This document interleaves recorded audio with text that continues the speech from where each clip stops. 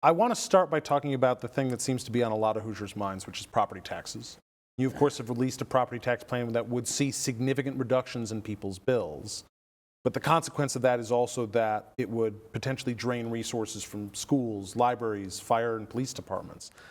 Can we promise Hoosiers property tax relief without costing local government?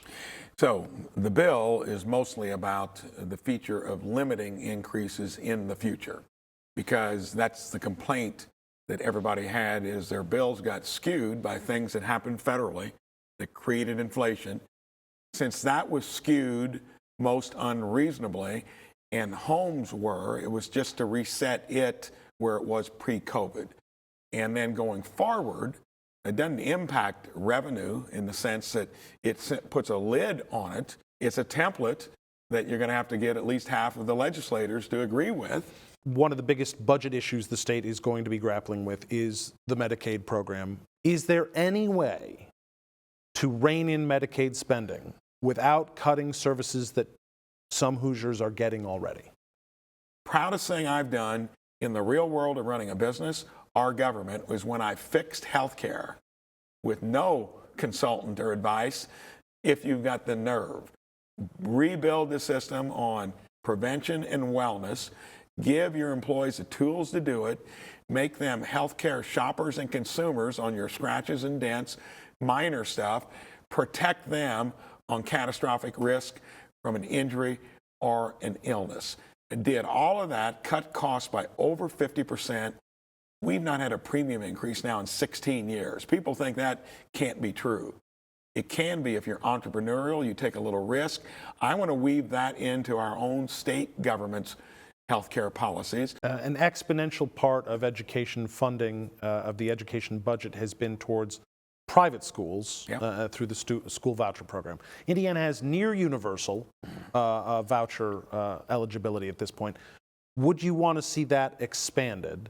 And do we need to have some sort of greater academic accountability standards for those private schools that accept public dollars? Definitely the latter.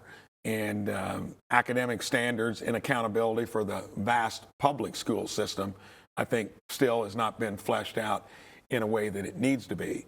I like choice, and I think parents ought to be in the driver's seat, not established education, and students need to have all those options as they navigate from K through 12 so that they're prepared with the right choice of what to do once they're out of high school. So you think get rid of the income limits on that program entirely?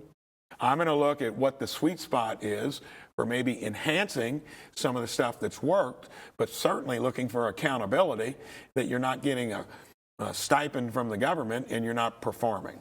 Is Indiana in the right spot on abortion rights? Republicans finally kind of got what they wanted to come back to the states, and it did get vetted. It got passed by a supermajority. I think Indiana is a pro-life state. I don't think a legislator has lost his or her job on account of it. And if it's not right, you'd have to bring it back up. I think you make an issue out of that when you're maybe afraid to talk about some of the other issues that I think especially national Democrats are weak on. And my question to Jennifer McCormick would be, where do you stack up as a Hoosier Democrat on all the big issues that Democrats espouse above and beyond abortion? Senator Braun, I wanted to thank you again so much for sitting down with us. My pleasure.